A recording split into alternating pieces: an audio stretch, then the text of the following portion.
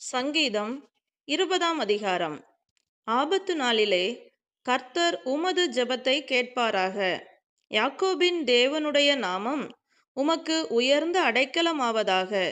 அவர் பரிசுத்த ஸ்தலத்திலிருந்து உமக்கு ஒத்தாசை அனுப்பி சீயோனிலிருந்து உம்மை ஆதரிப்பாராக. நீர் செலுத்தும் காணிக்கைகளையெல்லாம் அவர் நினைத்து உமது சர்வாங்க தகன பலியை பிரியமாய் ஏற்றுக்கொள்வாராக. அவர் உமது மன விருப்பத்தின்படி உமக்கு தந்தருளி உமது ஆலோசனைகளையெல்லாம் நிறைவேற்றுவாராக. நாங்கள் உமது இரட்சிப்பினால் மகிழ்ந்து எங்கள் தேவனுடைய நாமத்திலே கொடியேற்றுவோம். உமது வேண்டுதல்களையெல்லாம் கர்த்தர் நிறைவேற்றுவாராக. கர்த்தர் தாம் அபிஷேகம் பண்ணினவரை இரட்சிக்கிறார் என்பதை இப்பொழுது அறிந்திருக்கிறேன்.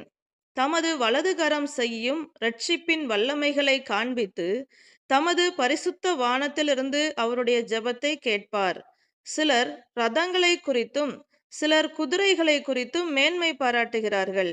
நாங்களோ எங்கள் தேவனாகிய கர்த்தருடைய நாமத்தை குறித்தே மேன்மை பாராட்டுவோம்.